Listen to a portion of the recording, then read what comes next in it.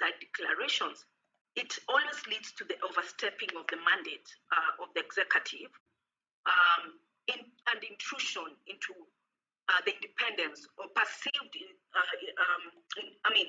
there's a perceived intrusion into the independence of other institutions and ministries and departments when somebody says, I direct so and so to do this.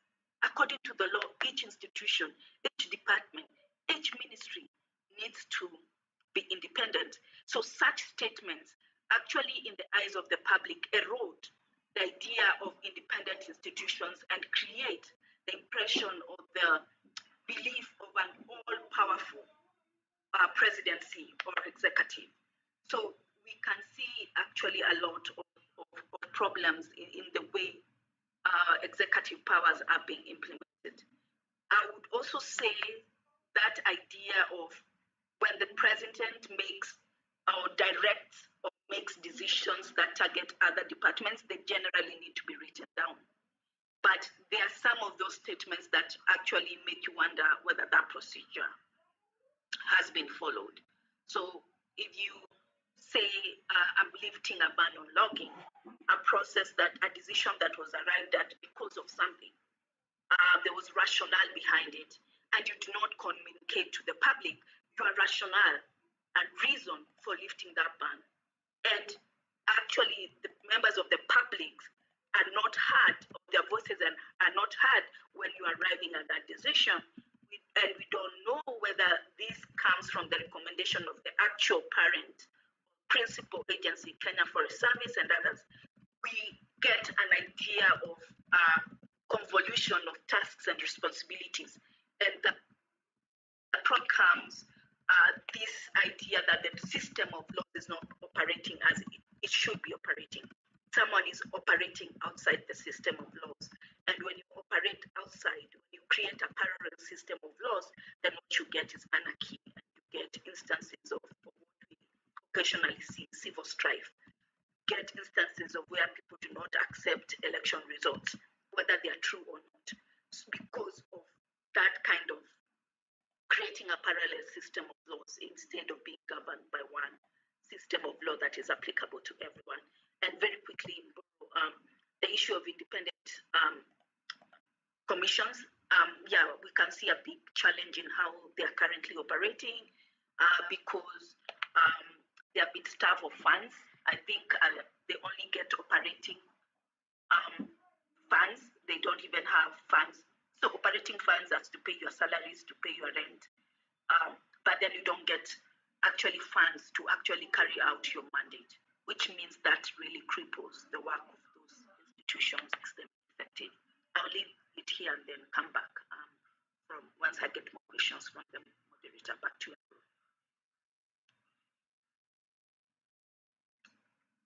Thanks so much, Christine. Those were wonderful reflections. And I think a big takeaway is that when you create a parallel system of laws, then you are creating anarchy. We agree with you. Politics of patronage has taken center stage, where appointments are not done on merit, but on political favors and on political alignments of where these people lie. I think our reflections we would want to hear also from you in our next round will be the that gender principle. How has it been a miss? Are we realizing it? Is it time we reconsider it? So moving forward again, recently we've seen, now this is to Father Dolan, recently we've seen the criminalization of the justice system. The justice system used to settle political vendettas. Maybe Father Dolan, you can help us reflect on what the role of law enforcement agencies has been in ensuring the protection of the civic space and upholding the rule of law. Thank you. Thank you for giving me quite a challenge. I just want to reflect and say to support most of what I've heard already, and especially from Christine just now about the current situation. I think it's very worrying from a point of view is that we are can be a certain disconnect between we as civil society can be defending the Constitution at a level that may disconnect with what Anchi are expecting. That's not to say that our agenda is wrong. Everything that Christine has highlighted is of utmost importance. But if we just see like in the recent few months, I think there's a very worrying trend, and I've been watching this from outside, and that is like it's now what Anchi really want and expected from the Constitution all of time was that to have that freedom to speak, freedom to assemble, freedom to protest, and freedom to demand, and freedom to ask questions, and that has been eroded on a daily. It's been criminalized. You know, when we have the IG of police, his total lies about the killing of 40 plus, Imru probably and others might have a better record of how many people have been killed. But what it is, it's like it's criminalizing all protest, and it's spreading a fear throughout Wenanchi at all levels about don't you dare protest, not just with an Azamio agenda, but on any agenda, because police now seem to have that freedom to use any form of force to stop any protest. And it's like the fear of protest, whether it's about the cost of living or insecurity or police harassment, that it's a worrying trend, and that to me, I see it's like those basic rights that we demanded and that Kenyans demanded for so long to protest and to be heard are being criminalized, and it's.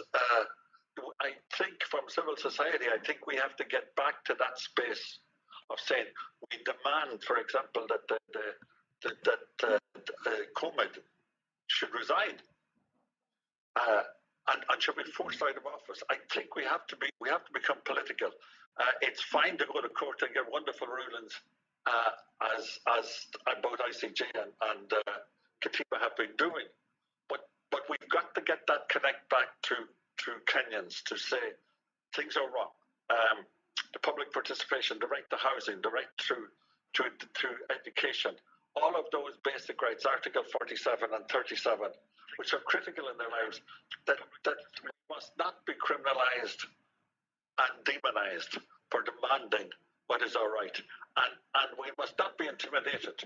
I think it's essential for civil society to be back protesting, to be back and identifying with the lowliest of the poor, because that's where the Constitution matters. That's what people wanted, and that's what is really under threat at the moment. And it's very disturbing. It's very disturbing when we have a police force and an Inspector General who is saying the most awful things and lies to the public and getting away with it. Because if the police are out of control once more, that fear will spread throughout every corner of the Republic, and the right to protest, the right to demand, it will be gone. We will. So I think when we work at all of these levels of the rule of law and everything else, we've got to make that Constitution realistic for and mindful of the suffering that the vast majority of the population are going, and get a connection between the Constitution and their suffering, and give meaning and hope back to millions who have lost it. Mindful that we don't have a parliament, we have the worst and weakest parliament in 60 years. And we should ask, why has that happened? When we would have expected that by now, that Parliament would be powerful and relevant, articulate, creative, defense of the Constitution. We've got a bunch of imbeciles, and we have to ask ourselves, where have things gone wrong? Because these are our public representatives. So I'll just leave it at there for now. Thanks, Mburu. Thank you for that. Thank you, Father Dolan, for those deep insights. And if I got you correctly, you said the beauty of our Constitution is the provision to protest for a right, the right to protest for a right. I think it's fundamental that as civil society, like you've mentioned, we ring-fence that area. And of course, the observations you've made where everyone that counters what government is saying is clamped down and is labeled as opposition, so that they spread that fear, so that people cannot actually rise and have their voices heard.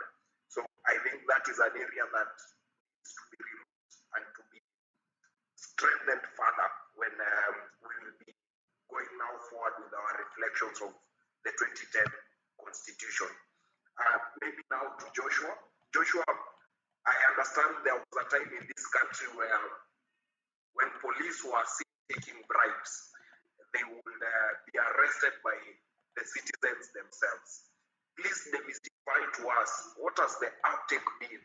Because in your earlier reflections, you ably pointed out that leaders and those duty bearers have to some extent failed in adhering to the national values and ethos. What has the uptake of these national values and ethos been with the Mwananchi? Demystify for us that.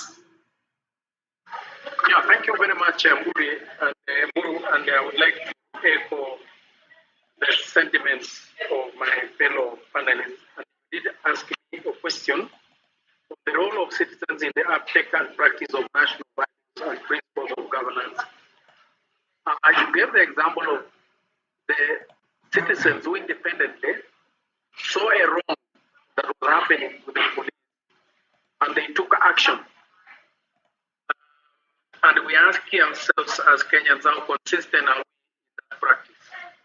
And I think in this discussion, we need to reflect deeply whether as a country we have ethos, we have common morality, or we are pretenders of legitimacy of actions of those ones that put into leadership and decision making. But I think the role of the citizens in terms of, first of all, acknowledging that they are the owners of this country. This country does not belong to politicians. They don't belong to kingpins. Because you see, I've been an election observer from the year 2007. And when you analyze deeply on what informs the choice in the ballot, in most of those elections, the 2010 Constitution have been,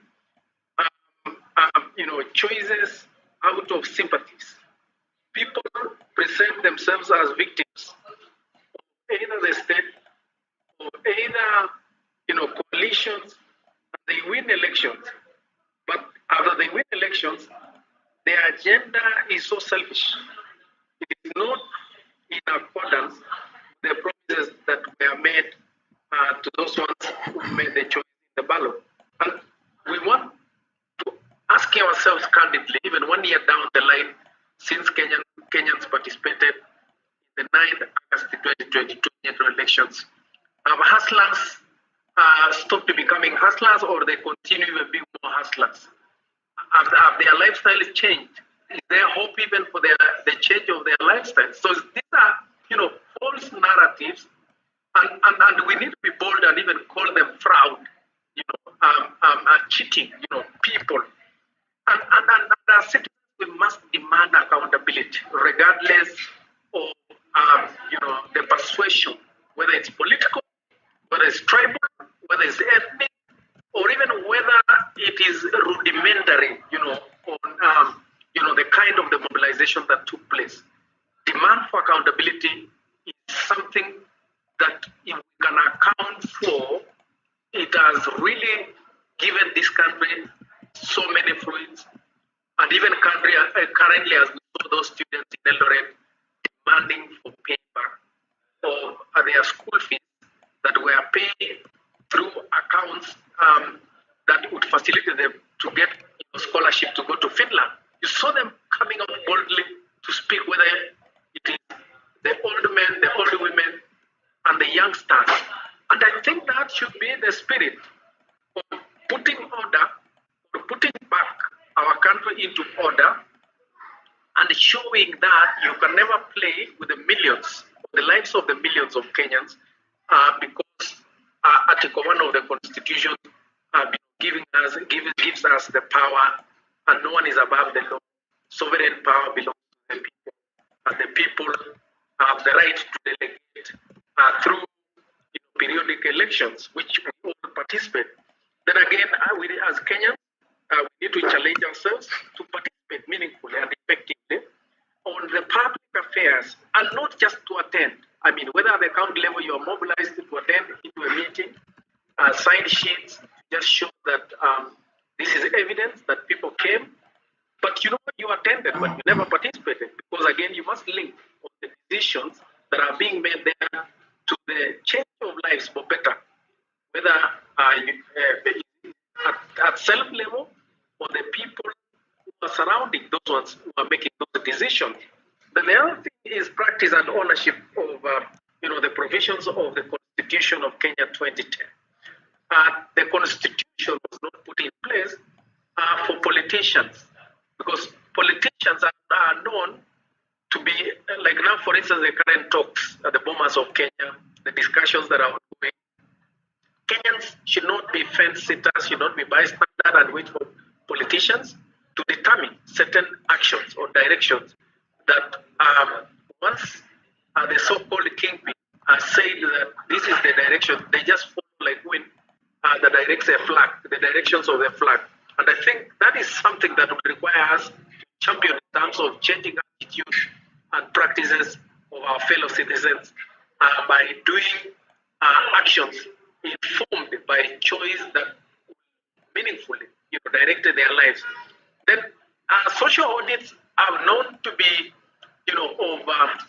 of bearing results on public projects, on any action or on any involvement of public resources, whether it's money or whether any deployment of resources, whether in form of a credit.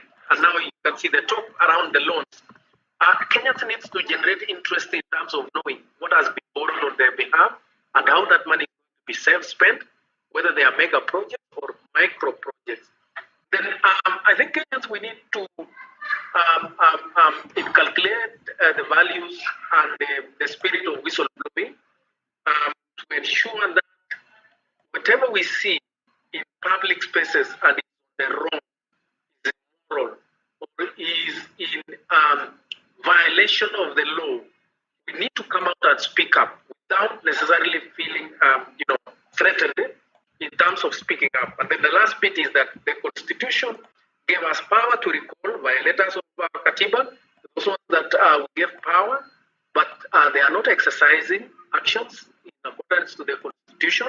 I think in as much as it was watered down, when the members of parliament were putting in place the act that would give provisions of the recall and made it very difficult. But I think it's high time we have a serious discussion around it so that we are also given back the power to procedurally process on how some of these violators of the Constitution can be recalled and even power taken back to the people.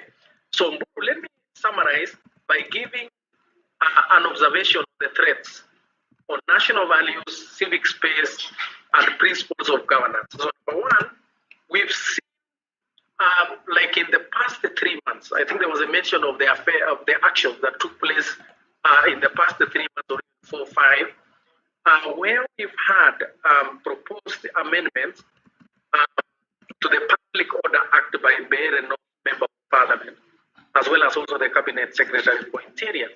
I mean, when you look at those proposals that have been made, and I think I had also a chance to debate in one of the TV stations with the Member of Parliament for Mayor and and I did tell him that that was a total violation of the Constitution of Kenya 2010. You read through that proposal, the proposed bill, it's obnoxious. You never even imagine it's coming from a honorable member of parliament elected by the people of this country. So I think such things needs to be called to order. To out of order, and a challenge immediately when it goes to the floor of the House. Then the police response to peaceful protest and assembly, I think it just showed a lot of ignorance. And I'm happy that Kenyans came out boldly in terms of demanding and saying that we don't need to get permission from the police. What we need from the police is security provisions to the protesters, not permission. Article 37. And we've had also the Inspector General of Police displaying ignorance and not even understanding what that provision means. And I think the OCS Central Police Station, many occasions, has had to be educated on what does it mean by having the Constitution of Kenya 2010 and the Public Order Act, which one is more superior. And I think those discussions are very interesting, that they can also apply to the rest of the country. And the last transition period prescribed in the law, in the new law, where we have the Community Groups Registration Act of 2022. So the state is yet to sensitize the groups on the law. And I think we've seen counties such as Turkana saying that civil society must be checked and even try to look at groups that are doing actions in Turkana County. So we're asking ourselves, what gives them power as a county assembly to regulate the work of civil society organizations in Turkana County when we have the National Coordination Board of NGOs of Kenya, the national level, which is mandated to do that. So I think with those remarks, Yes, I would be keen to listen to other submissions by colleagues. all right. Thank you so much, Joshua, for those insights and the aspirations of where we ought to be. I think we are trying to manage time. I want to encourage the participants to put in their comments, insights on the comment section. I can see several have come in. Maude saying that when the executive is holding the money, how will the independence of the other arms be guaranteed? This is precisely why politicians and taxes should be totally separated. Samuke is saying that for as long as the right of recall cannot be practically exercised, the National Assembly will always be a lapdog of the executive. And I think you can keep on bringing your comments on the comment section. We'll be trying to share these with the panelists and some of the questions that are going to be asked. Now, moving on swiftly to June, I will paraphrase what the emeritus retired Chief Justice Mutunga once said, that we found an institution so frail in its structures, so thin on resources, and low on self-confidence, and deficient integrity. And he goes ahead and says, to have expected the judiciary to deliver justice was to be wildly optimistic. Julie, may you briefly share with us administratively what are some of the gains that the judiciary has made? What are some of the challenges that they've faced? And what are some of the things that they can improve? Thank you very much, David. I often reflect on that quote by Chief Justice Emeritus. Sometimes I ask myself whether the quote is still apt at this very moment. But indeed, the judiciary has transformed, has made significant strides to get better. Granted, it has yet a journey to get to, but I think there are significant strides that all of us can attest to. And I think one of them, which is very pivotal and very important for the whole nation, is the Supreme Court of Kenya, which has a very slim jurisdiction on invoking it. And I think that creating an apex court that has such limited jurisdiction, but also has a very weighty caliber of justices, creates a public perception on its own that indeed matters of presidential election and matters of choosing the president are so highly considered that they need their own court, one, but also the persons who will be arbitrating on this are so skilled in their various diverse knowledge sets, because the Supreme Court has different knowledge sets based on the people's experience. All of them, yes, being advocates of the High Court and also have qualifications above 15 years, but different skill sets nonetheless. So that court being kitted in such a way that indeed it reflects the face of Kenya and also is seized of this issue, because this is the primal issue. So that is one thing. But the other thing is looking at the various things that have come off from the Constitution of Kenya that has changed the parameter of the judiciary. One thing is that Kenya, for a very long period of time, decried the long that they had to stay within courts to resolve land issues. And the creation of the Employment and Land Court is a gain on its own. And I think that court, with the right support, the right amount of justices, will be the court that will take us to the future. Because right now, as we discuss this, we are facing climate justice and the creation of the Employment and Land Court. And we now have a court that is kitted to just listen to this. But also looking at the other side, the labor unions. Employment issues are very near and dear to every single Kenyan. And indeed, creating a court that has a specialized mandate to deal with employment issues was very critical. We do still have the other various high court divisions that exist, but those two courts have already created jurisprudence that can shape and will shape how Kenyans relate with various issues, including issues on employment and also climate justice. But then also looking at the various structures of the judiciary. The judiciary has in the constitution, ideally, justice is perceived in different ways. It's not only going to court that you can get justice. You can get justice through your traditional actors. And the judiciary has embraced this mechanism. And as such, you are seeing the appreciation of ADR mechanisms, such as the alternative justice systems mechanism, but also alternative dispute resolutions mechanism through the arbitrators, the mediators, the conciliators. And all that has been inbuilt to assist the judiciary clear case backlog. One common thread is that the judiciary is too slow. And if you look at our constitution, in Article 159, it says that justice shall not be delayed. Clear, very succinct provision. Why? Because this is a real issue for Kenyans. So ideally, having all these multiple threads of justice is very important. So you have AJS, you have ADR, and everyone is able to access them. And that kind of system allows for access to justice for all in accordance with Article 48. Looking at the fact that now we are in a devolved system, I think the judiciary has made relevant steps. And one thing that we can commend it for is the fact that now they are present in 46 out of 47 counties, and the 47th county will be realized very soon in terms of getting a high court. And I think one thing that we wanted, and one thing that was envisioned in this constitution, was taking services to the people. And taking court structures to the people is very important. And I think that's one thing that they have gotten right. Granted, it still could be better because indeed there are certain places in the northern frontiers where people have to travel for long kilometers to access the courtrooms. But you see, by opening of the multi-door access to justice platforms such as traditional justice systems and AJS, then you really don't have to go to court. So all these multi-approaches are really going to play into each other, in short, helping the judiciary achieve its purpose. When we also look at something that was piloted but not really working before the COVID-19 pandemic, I think we can credit the judiciary for digitization. This is one of the few institutions, government institutions, that has really been a frontier in terms of digitization of the court system. And right now we have a fully digitized court of appeal. They only sit on very specific matters. And I think that has allowed litigants across the country to be able to really save on precious time as well as address their clients' issues through whichever parts of the country that they are in. And I think that's something we can credit the former Chief Justice Maraga, as well as this current Chief Justice, for ensuring that it's continuous. So that is something that we can say has really worked. Now, it is not all rosy.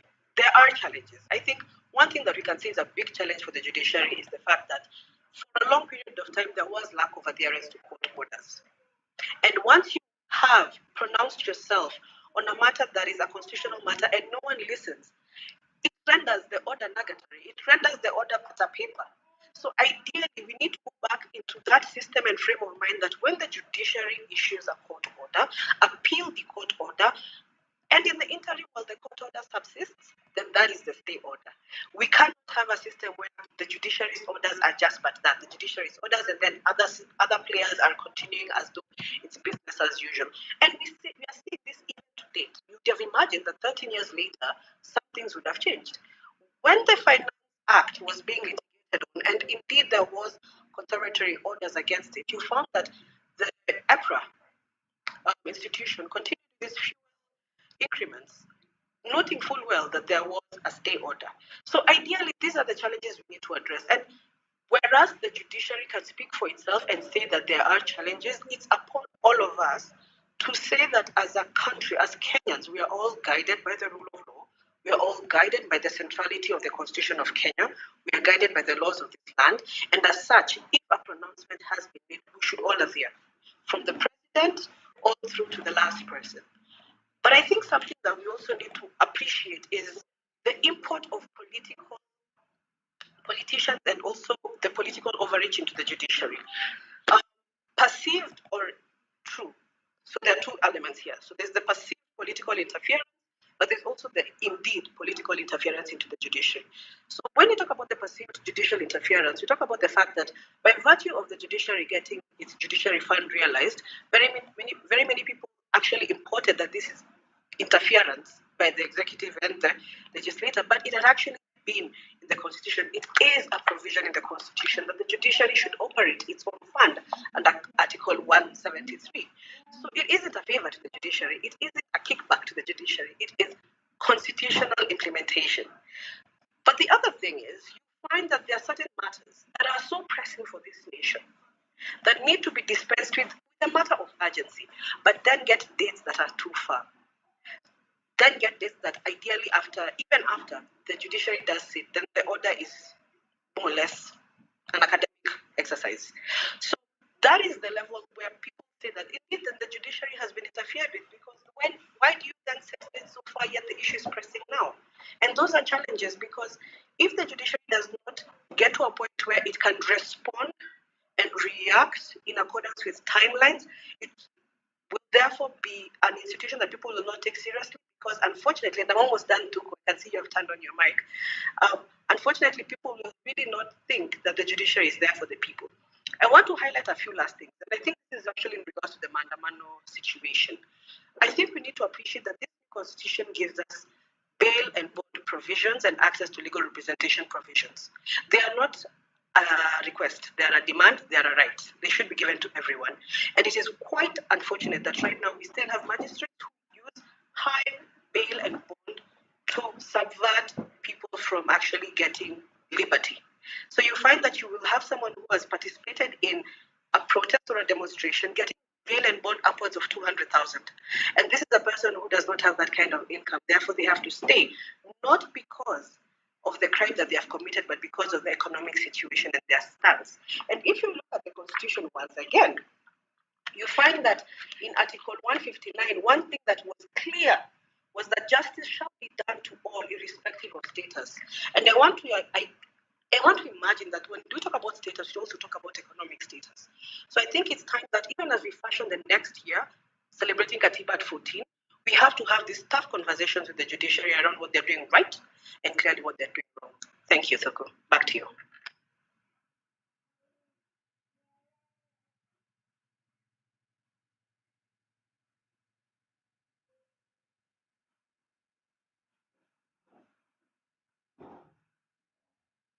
Soko, we cannot hear you.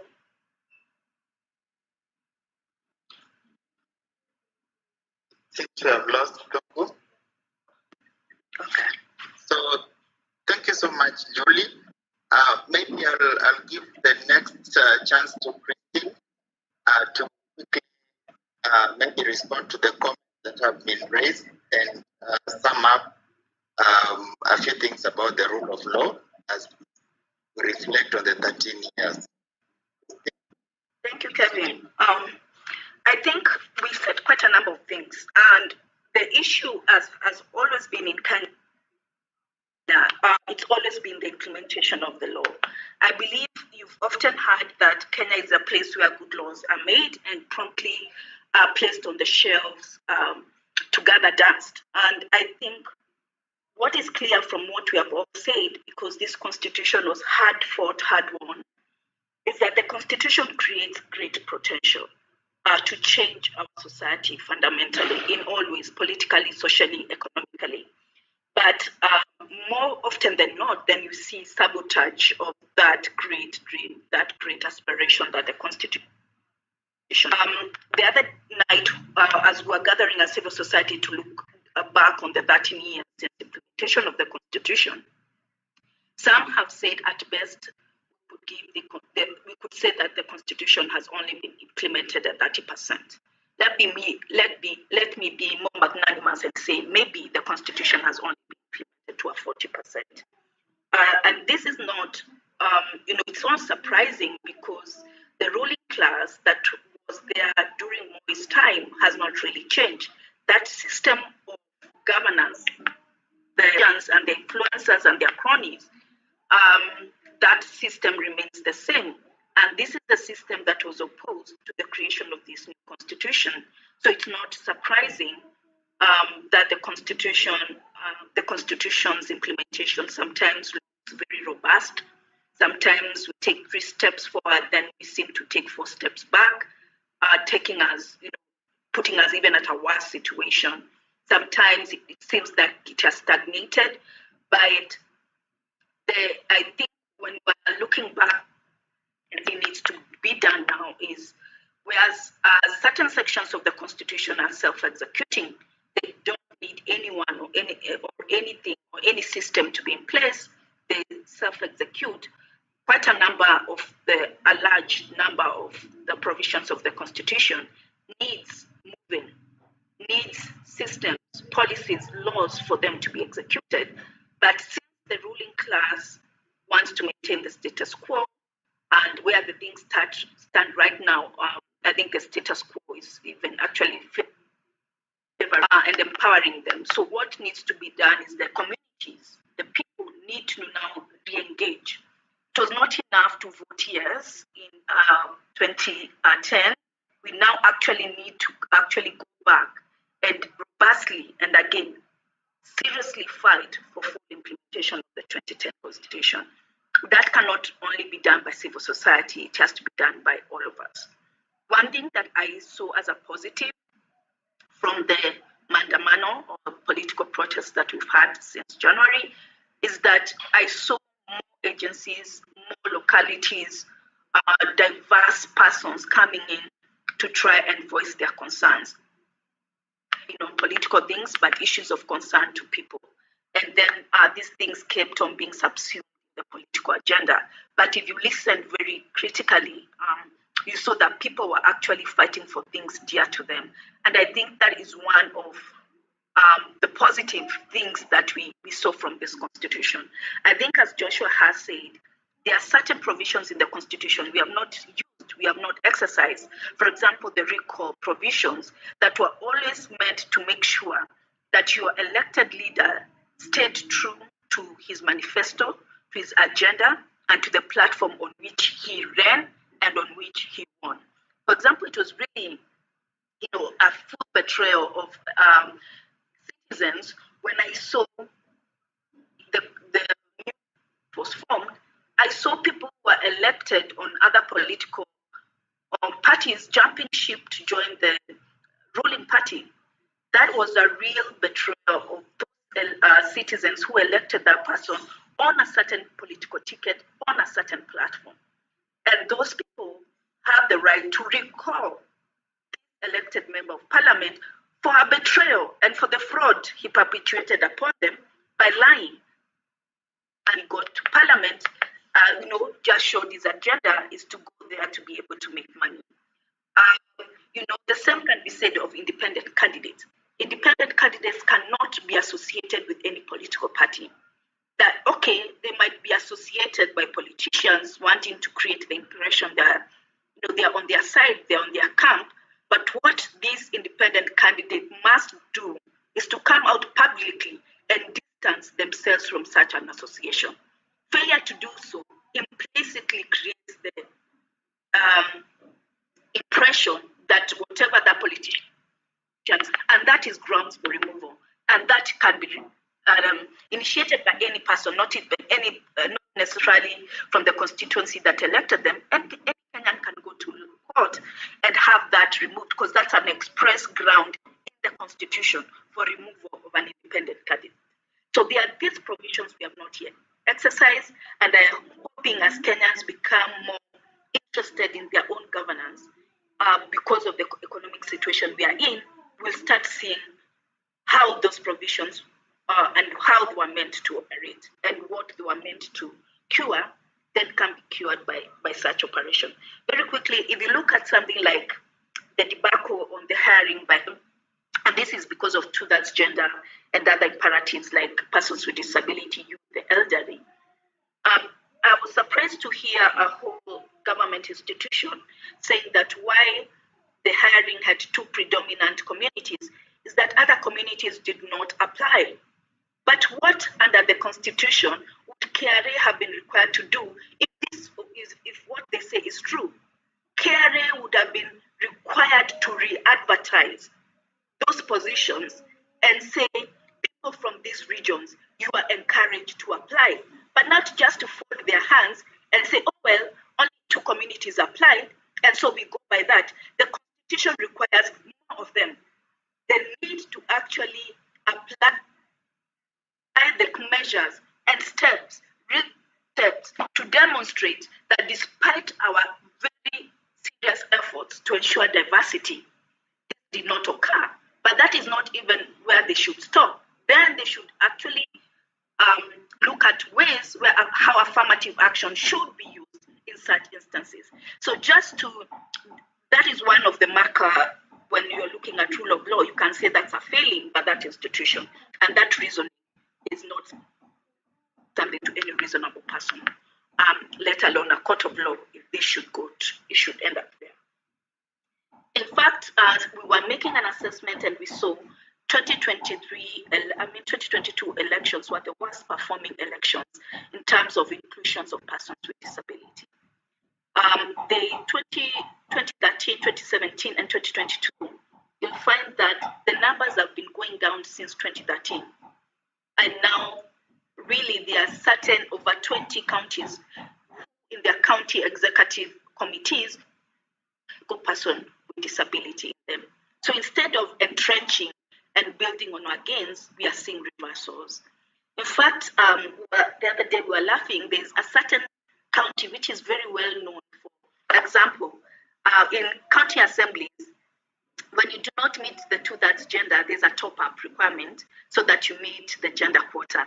There's a certain county where they provide for top-up, let's say, of a persons with disability, and it has to be one male, female. You find that the female representative is a man.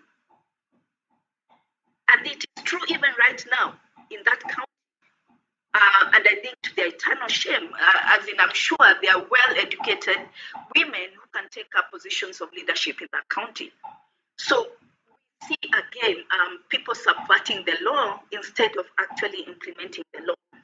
And this belief as well that nominated members of parliament as not as elected members of parliament, so nominated women parliamentarians who are women cannot take up leadership positions in committees. Thankfully, the courts have spoken to this and they have said that is not right. So we continue to see gains and reversals, including on the 2/3 gender. Interestingly, before the 2022 election, a majority of the political parties, by virtue of the Katima Institute decision, actually provided gender-compliant party lists. Unfortunately, the ruling party, UDA, was one of the few parties that did not provide gender-compliant party list.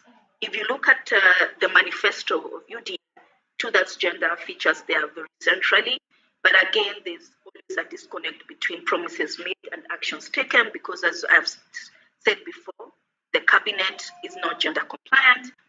There's a task force that has been set up, again, to look at the issue of 2/3 gender and how it can be implemented. I believe you do not even need to amend the constitution to realize the 2/3 gender principle. You can use different modes, different ways. And I can see maybe Mburu wants to interject. So very quickly, again, there are issues with youth and the space of youth in leadership. And we were saying that if you look at how the constitution making process evolved, youth was central to the process of getting the 2010 constitution. The fact that the youth don't seem to be central in the processes of implementation and being empowered to do so in different leadership positions, we are seeing a lack in the implementation of the constitution. So we don't know why somebody who's 75 years old or 80 years old is being given a leadership position, and yet we have a lot of students who have graduated, who have qualifications, and do not have a job. I mean, there's a reason why there's a retirement age, and there's always a place for elders to come and advise. But certain tasks need vibrant minds and requirements, physical requirements to be able to do certain kinds of job. And so that is a problem. So I will end up by just saying, yes, there's always a disconnect in how our governance system is, because all the way up to the Naivasha Committee of Experts retreat, the system of government was supposed to be parliamentary, and then it was changed to become presidential. So that's why you have, by and large, parliament seems to read like a parliamentary system, and then there's disconnect now because it has also a presidential element. And why maybe the person was asked about parliament and executive and the issue of controlling funds, because it had always meant to be a parliamentary system. And how parliamentarians work, if you see the UK as an example, is parliamentarians always have a lot of power because of the possibility of passing a motion of no confidence and reconstituting government. So that's why the governments there, the executive there, work very closely with parliament because of that, and why they can be a check to each other's excesses. But in our system now, having a mishmash of parliamentary and executive, there are gaps and the lags that are created in that process. What is important is that the Constitution is idealistic. We had hoped with the Chapter 6, and we had hoped to have persons of integrity, persons who are competent, and who put the interests of Kenyans first, occupying spaces, including parliament and the executive. Now we see, we have a lot of people who've been accused of stealing public funds. They're murderers. There are some who have been accused of rape, being in parliament, and therefore this cures the ability for parliament to be a check power. And so there's still more that needs to be done. We need to make Chapter 6 more useful, because as it currently is, it seems to be like a dead chapter. So it needs to be revived and even made stronger for us to realize the 2010 dream as provided in our Constitution. All is not lost. I think we've done well, but we could do much, much better. The worst we can do is to allow them to regress further. Already these 6 months have seen quite a bit of regression. So if we see further regression, especially in civic space, then we will be worse or badly off than we were before. So at the minimum, there should be no regression. We should build on the gains and not regress. I'll go back to you, Kevin.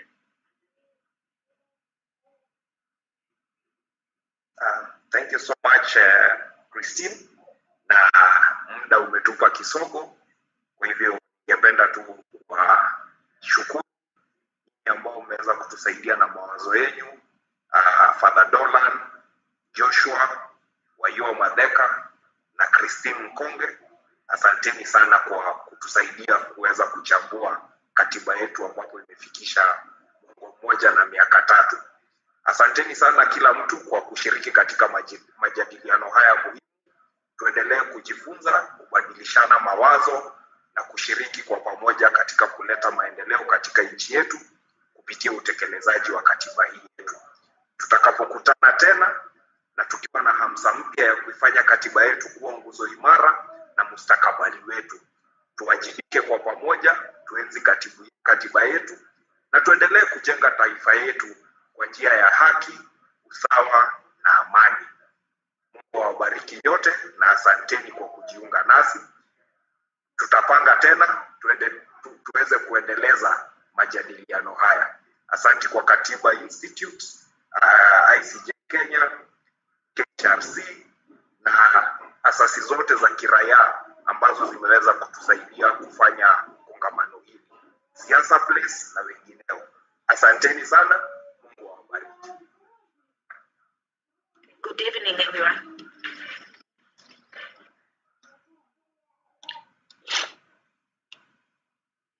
Thank you, everyone, and good night.